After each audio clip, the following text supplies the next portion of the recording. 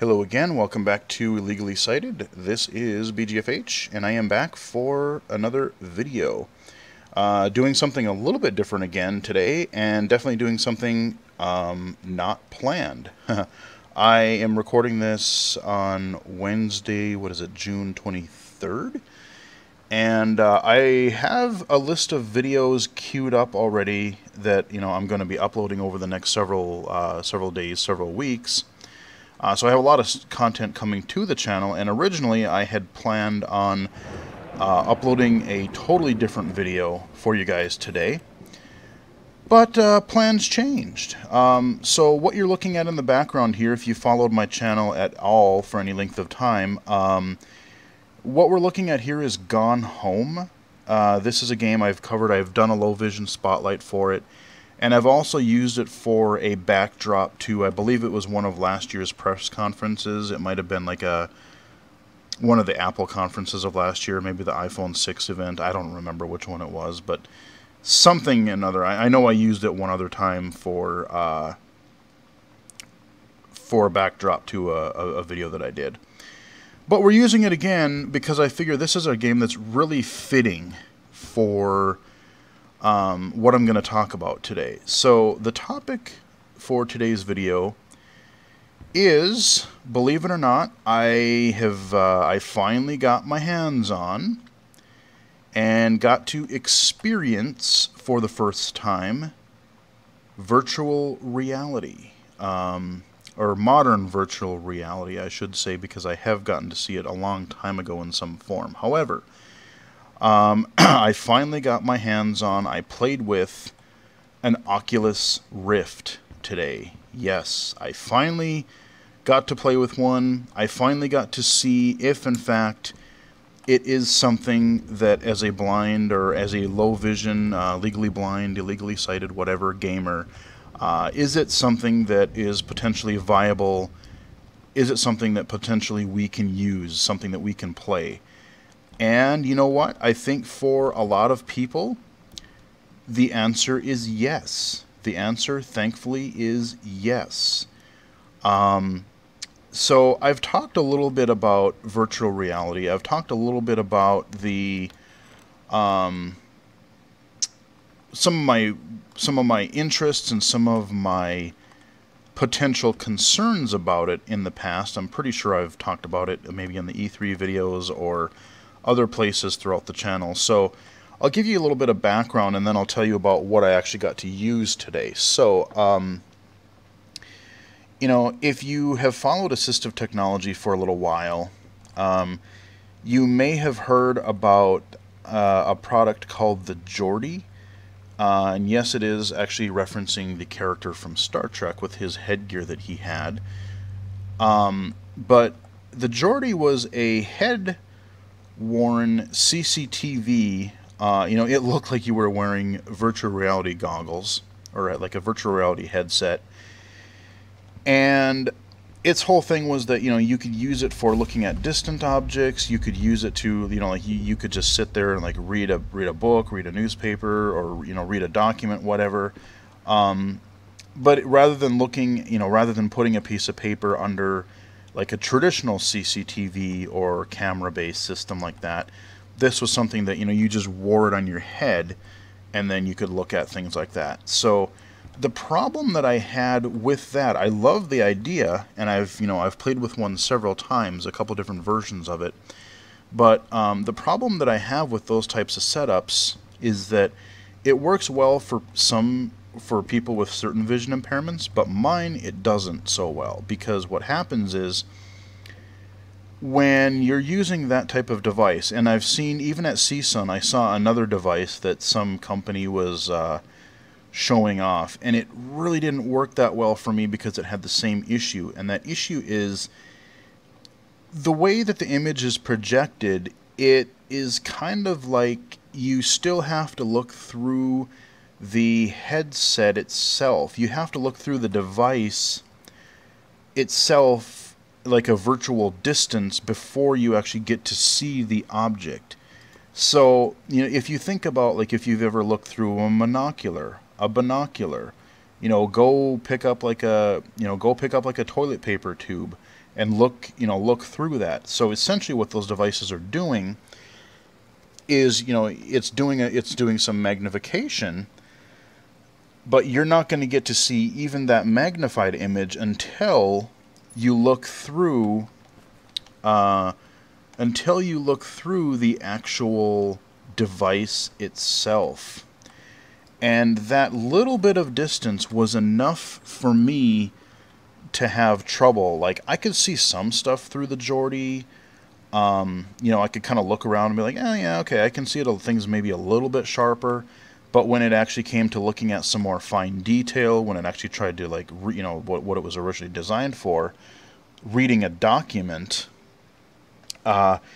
it did not work. If I squinted really hard and the text was a little bigger than normal on the original document, I might be able to, like, force myself to squint really hard and read it. But even then I had trouble, so it was something that I couldn't use. So naturally, when I hear about all these devices like the Oculus Rift, the Morpheus, the Valve's Steam VR system, I forget what it's called, right at the top of off the top of my head. E3, they also just announced, oh God, what is the name of the company? Starbreeze, I think it is. The folks who brought us games like the Chronicles of Riddick that I covered on the channel a little while ago. Great games, by the way. They're working with another company and doing their own virtual reality system. So that's another topic I'll briefly mention later on here. But my main concern with virtual reality as a low vision gamer is that is this even going to be workable for me? Is the image going to be far enough away where I'm not going to be able to, like, I might be able to see some of it, but I'm not really going to be able to see it well enough to make it work, But the answer is, for the most part, yes. I was able to, and I have fairly bad vision, so if I can see it, I think there's going to be a lot of hope, or there's going to be hope for a lot of other people. So what they do is the Oculus Rift has an OLED screen, which, if you remember, I talked about on my PlayStation Vita videos. They're really, really sharp screens. The colors are really vivid. They're really clear. They're really nice looking. Really nice looking screens. And so the other thing is that because, obviously the aim for this whole Oculus Rift thing is that it is meant to be virtual reality. You're looking through the character's eyes in most cases. I mean, they have shown at E3 that there are some kind of other, like, third-person-esque things too, but the vast majority of experiences I think that you're going to find on a lot of these virtual reality systems, at least at first, is first person. And that's why I wanted to bring up Gone Home again, because I played an experience that was sort of like this today. I looked at a little VR simulation that was kind of like this today. But so you have this OLED screen, and it is right in front of your eyes. You put on the Rift, and you have these, like I said, this is, I don't know what the final version is going to look like or feel like, really. I mean, I've seen pictures of it, but as far as, like, how comfortable it is and how it feels, I don't know. But the version that I used, the build, was, it was actually really comfortable. You had this nice head strap. You have the, you had a nice little kind of cloth kind of pad thing for around your eyes, so it sat right in front of your eyes, and it was actually really comfortable. I didn't have a problem wearing it at all. I found it to be quite comfortable. But the screen was right in front of your eyes, and it wasn't like you were looking through a tube. It wasn't like you were looking through a device and then seeing the image. It was right there, and it was like, all over. Like, it took up your whole field of view. So everything that you were seeing, it didn't really feel like you were looking in a device. the vibe that people have been giving, especially since more people have actually gotten to see better versions of the hardware at E3 this year, and more people have gotten a chance to really see actual experiences. The experience, or the vibe that I've been getting from E3 is people are getting really, really pumped about VR. And now, like, I was cautiously optimistic, but now I'm right along with them. I totally get it, and I totally get why they're hyped. And it's something that you really have to see to actually understand. It's like, yeah, I know conceptually what it is, but to realize how well it works is the ticket. I mean, that's what's crazy. So, it's hooked up to your computer. Now, the final version, I don't exactly know how the final version is going to hook up. Like, I want to say that you might have to hook up, like, 2 USB, 3 connections to your computer, so you're going to have that available. They did announce that you do have to have a GeForce 970 or higher in order to properly run. That's what they're shooting for as far as final consumer-based hardware system requirements. So my system will have that. I have a Core i7, I have 16 gigs of RAM, and I have a GeForce 980. So I should be fine there. I should technically be able to run it. I have USB 3, so life is good there. So I want to talk a little bit about the experiences that I saw. So now, the device that I saw today was one of the earlier prototypes, the developer kits that people can get. I forget if they're on version 2 or version 3. They might even be on like a version 3. I can't even keep track anymore. But over time, they've had at least 2 developer kits that people can buy. Developers who are interested in making virtual reality content. And so I was using the earlier one. And the earlier one, basically, you could look around and you had a little bit of depth, but the one thing that you don't have is the later versions have another camera. And what that allows you to do is not only look around, but then let's say if I lean forward, you're supposed to be able to actually, like it's just like leaning in to look at an object. So, let's say this picture here on this nightstand. If I was using VR, like the version that I had, the only thing I could do is look around with my head, like I'm doing with the mouse right now. Or if I wanted to get closer, I have to walk up closer to it. And this is as close as I can get without taking it off of the nightstand. However, if I was using the newer prototype, what should theoretically would happen, and if the game or experience supported this, I could actually physically lean my body forward, like if I was leaning in to look at the screen like that, and I would be able to see within the world and lean in and look at more detail. So that is what I'm really curious about, like I said, having looked at even the earlier build, because there's still a couple of concerns that I have that I'll talk about shortly as I talk about the experiences, but for what I saw, it's really good. I really like it. So I spent time, like I just wanted to let you know, like which iteration of the hardware that I looked at.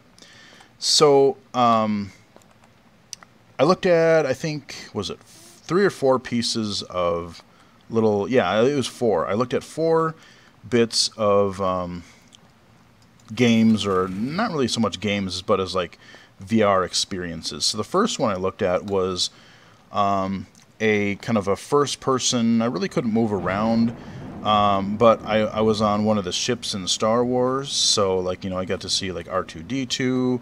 Look around the ship a little bit, and like I said, you actually move around, like you physically move your head around to look around the ship, and it was just really cool. That one was really, and it was really, the graphics were really good. It was actually really easy to see. But that one I didn't spend a whole lot of time. I would say grand total, like I said, it was kind of over a lunch break today, and I think I spent probably about 20 to 30 minutes tops, probably not quite 30 minutes, exploring the Oculus Rift. But The next one that we looked at, and I don't know what any of these are called because someone just loaded them up for me so I could look at them. The next one, I was actually kind of at this little lake house where it was there's this little little house next to a lake of some sort, and you started out in front of the house. You just used your WASD keys to move around like I am here. And you started outside, and there's a little footpath or whatever up to the house. You could go in it. You could look around. Basically, this one was just you're walking around. And even though you're just walking around like I am here in Gone Home right now, the cool part of it was just, like I said, I can walk up to each one of these things and not really just moving the mouse, but I could just kind of, lean around, look around, and you could actually see the fidelity of all of the things in the world, like for instance, like if there was actually in the hallway would be a good example. So like right here, you could actually really tell, I'm looking at this on a flat screen right now, but it looks, you can tell that this lamp is out of the wall, obviously on the screen,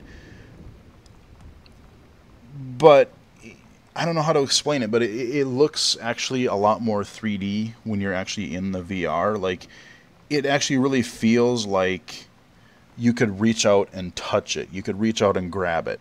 You knew right where it is in your visual perception, like in your visual field.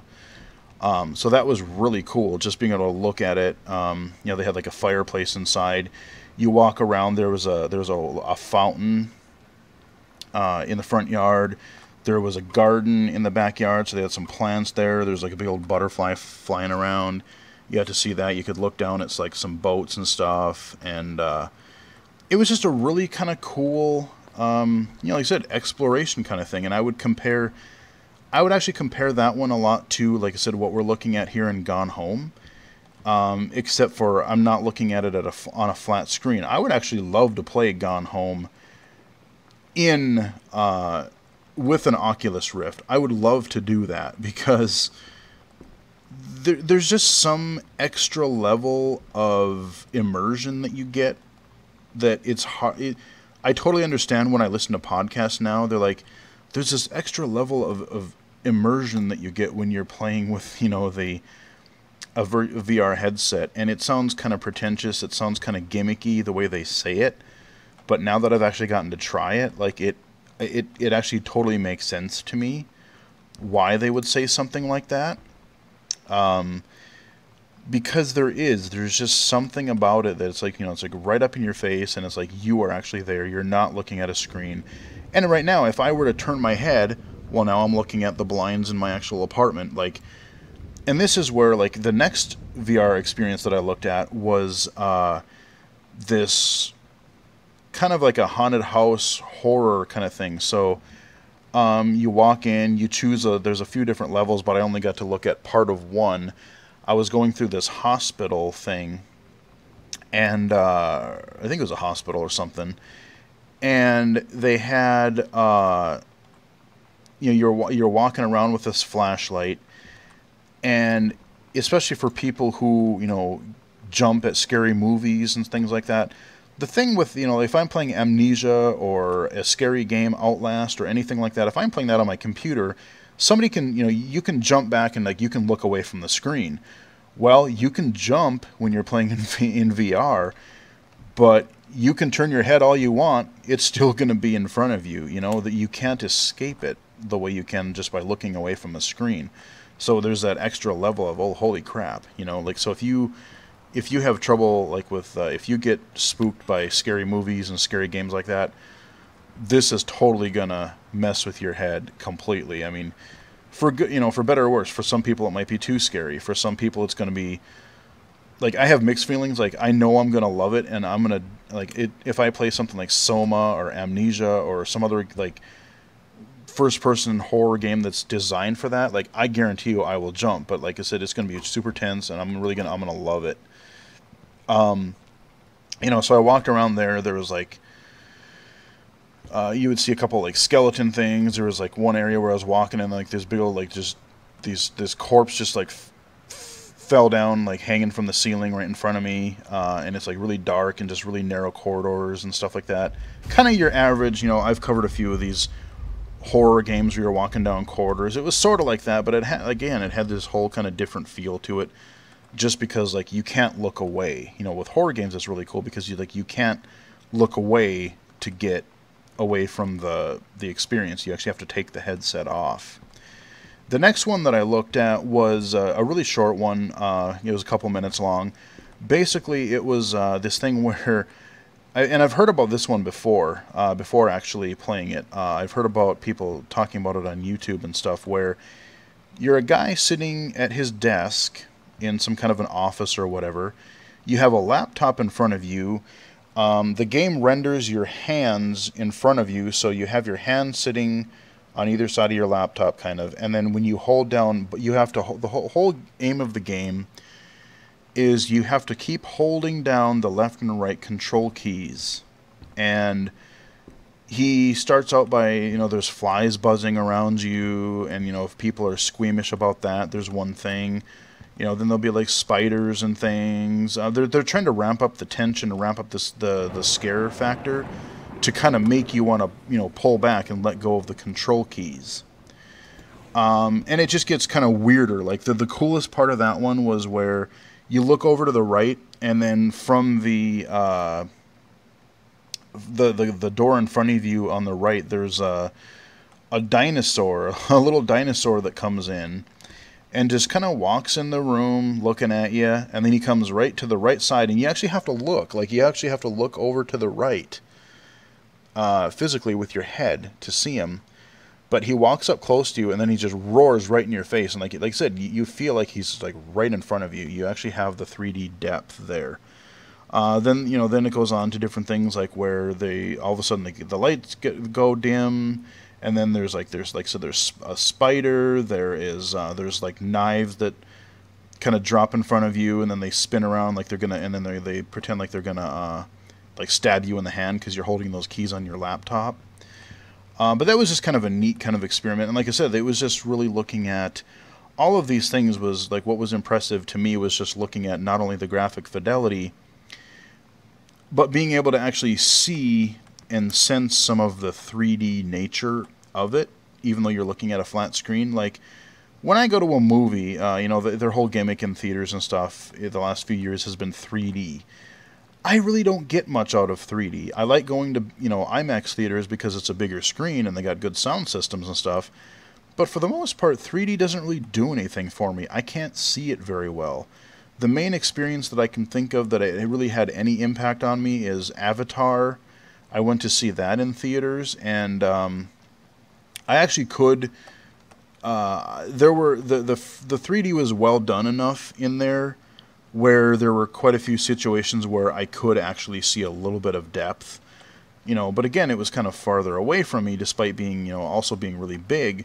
But like, in all of these experiences that I've talked about so far, all of them have, I was able to walk around and really, see the actual depth to it. Like, I said, here, you look at this fireplace here, you can tell that it sticks out from the wall, but if you were actually looking at that through the rift, it would just look more natural. Like, you could actually see and probably gauge, the more of a real distance.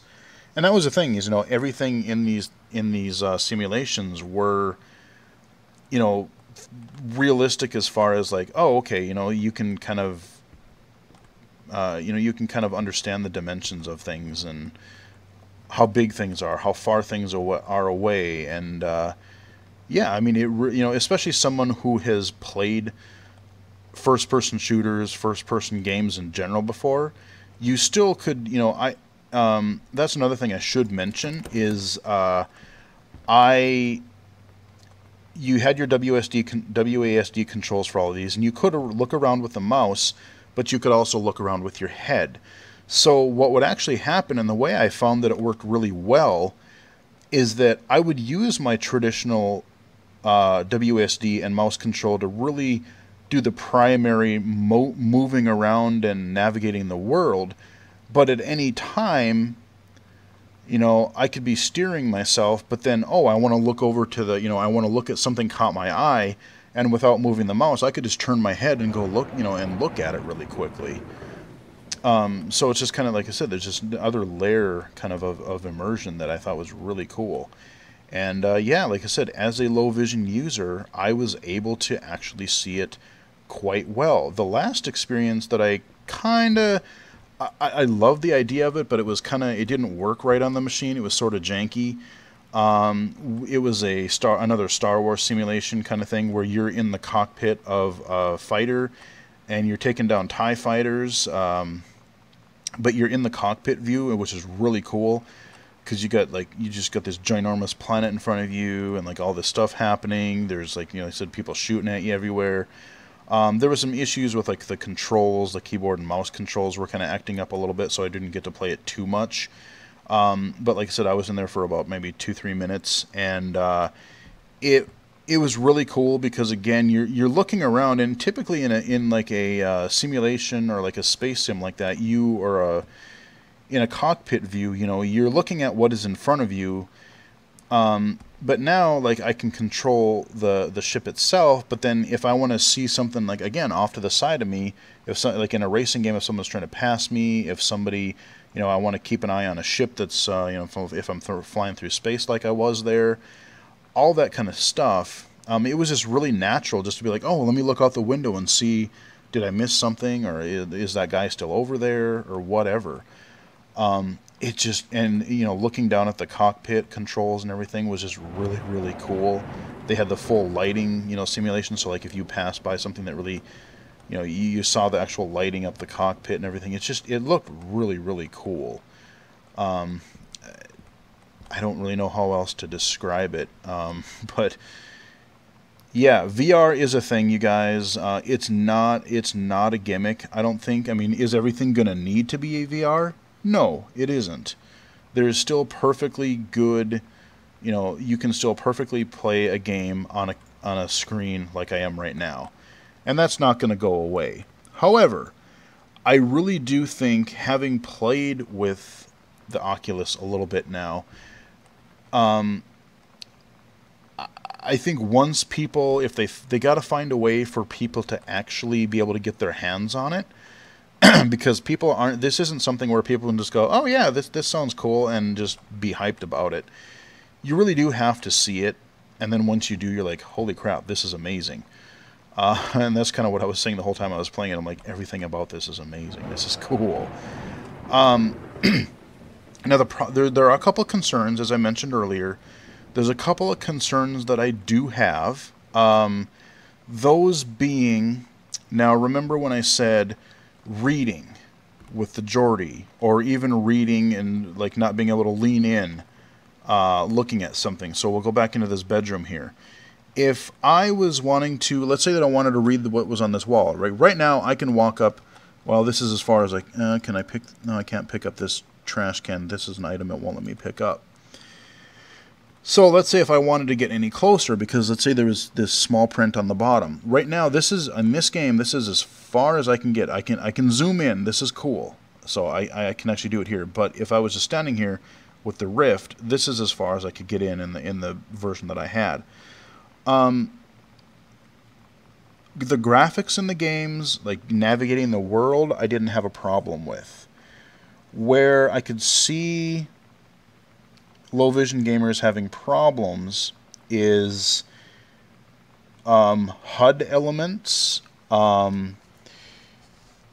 in-game text, maybe looking at if you actually have to read something in the environment to be able to solve a puzzle or progress in a game or a simulation. That could still be a problem. And like I said, I really want to know, once you get like the head tracking in there and you're able to actually lean in, I wonder how closely you're going to be able to lean in for that.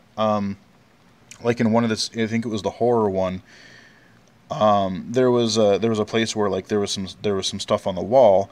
I could read the top line well just by looking, but the other stuff, it was like just outside of my ability to read. Like if I squinted really, really hard for a while, I might be able to discern what it might be.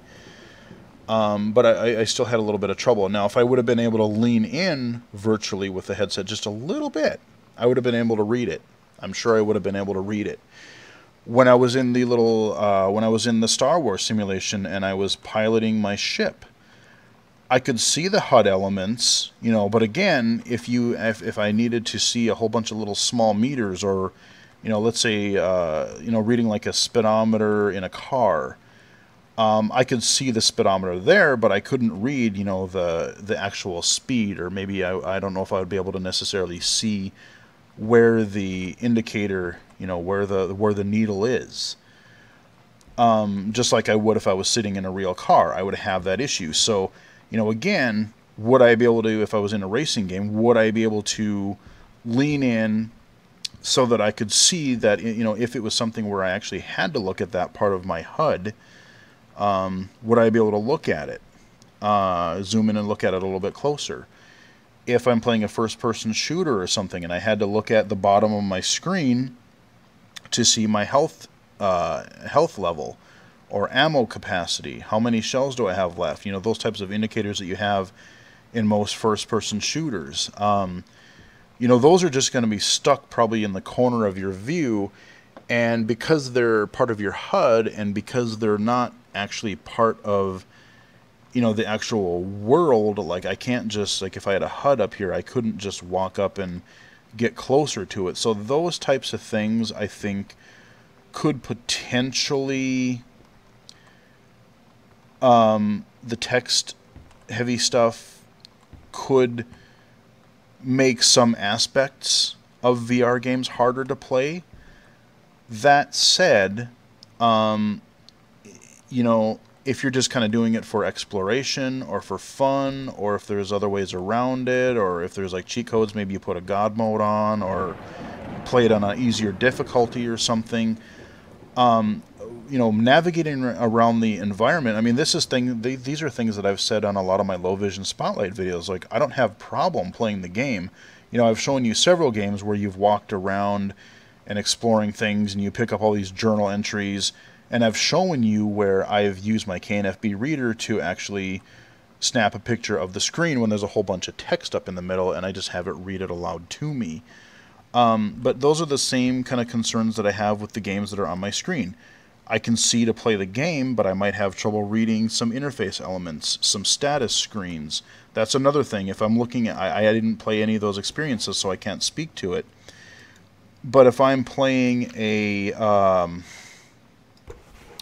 you know, if I'm playing an action game where I'm in the level, but then I have to go into my status screen to level up, and I need to choose between like some, you know, like attribute trees or something where I need to increase my stats. You know, am I going to be able to lean in and look at those, or am I going to be able to zoom into those somehow, or is it just going to be, well, this is what you're looking at, and this is, you have to be able to read it? Those are still some valid concerns that I think that are going to be a problem. So is it 100% probably going to work for people? No, probably not. But overall, like I said, even with the vision that I have, I was able to navigate around all of those simulations pretty well.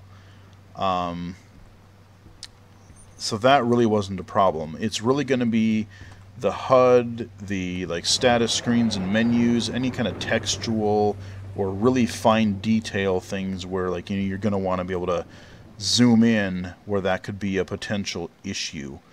So that, like I said, that is just a, I wanted to give you guys a quick, maybe not so quick video impressions about my first experiences with the Oculus Rift early build, early prototype as a low vision gamer, because you know, like I said, it was a huge part of E3 this year. I talked a little bit about it during my E3 videos, and this stuff is not going to go away because it is, you know, it's here. They're actually doing it correctly this time. It's not a stupid gimmick. It's not like these like weird wannabe virtual reality things that they had in the 90s or whatever. No, the technology is there. This stuff is going to start coming out next year, and it's going to be pretty amazing, I think. And look, you know, I think what's also going to be happening is games is not going to be the only place this is going to take off. Once people get their hands on it, once people understand the extra little level of fidelity and the extra level of immersion that you get, just to be able to walk around a space and virtually just, you know, look around it like you were actually walking around in somewhere.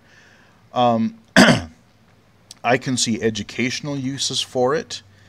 You know, you could, if you rendered some location, you could take people on a virtual field trip somewhere. You could take students on a virtual field trip. You know, maybe you wanted to learn about, oh, this is, you can walk through the Capitol, or you can walk through a famous location and explain, like, oh, this is what's here. You know, you can't afford to, you know, fly your class there or bus your class there, but you can take them virtually there. You know, even accessibility stuff, like maybe, you know, getting the you know, like if a lot of these places get mapped, you know, even we were talking earlier about, like, you know, if somehow they had more real-time, like, kind of, like a more real-time Google Maps type of street view simulation where, like, oh, well, I'm going to a new place, but I want to, you know, I've used Street View on Google Maps before to, like, I've never been somewhere before, and then I want to, but I want to see what the building looks like, so when I get there for real, I'll know which one I'm supposed to go to. And that's worked fairly well a couple of times. So now imagine that you're in a VR setup and you go to this certain location and then you walk around and go, oh, okay, if I go to this subway station, let's say, I know if I walk in this door, okay, there's a little, there's bathrooms over here, there's like ATM over here, there's a, you know, like some kind of a food stand somewhere, and this is where this bus line comes in. And you can virtually explore these places and not have a fear of getting lost. You can do it safely at home before you do that. You could use it as an orientation mobility tool. You know, I could totally see the Rift and other virtual reality things be really useful for architects and home design, or you know, any kind of design. Like, you go, okay, you know, you get some, especially if you're able to start, like, you know, you have, let's say, like a map editor that's, you know, really easy to use.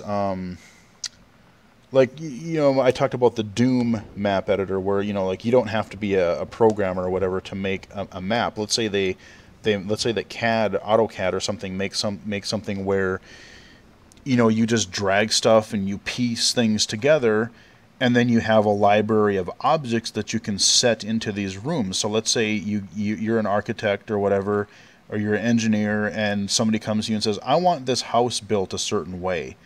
So you could build up the floor plan, your customers could walk in, you could put on the headset, and as they're exploring, you know, they can say, oh, okay, that's what this is going to look like. I like this. Or they could say, oh, well, I don't like the color of carpet versus this color wall. What if we changed this carpet to a different color carpet? What if we change it to a wood floor or a hardwood floor or a tile floor?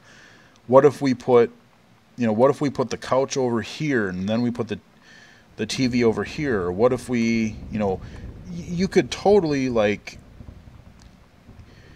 you know, I can totally see where it would be really interesting for projects like that. If you are able to kind of build and, you know, kind of reorganize these things on the fly, which you're going to be able to do, if not already, pretty soon, once they start making more apps and programs for it.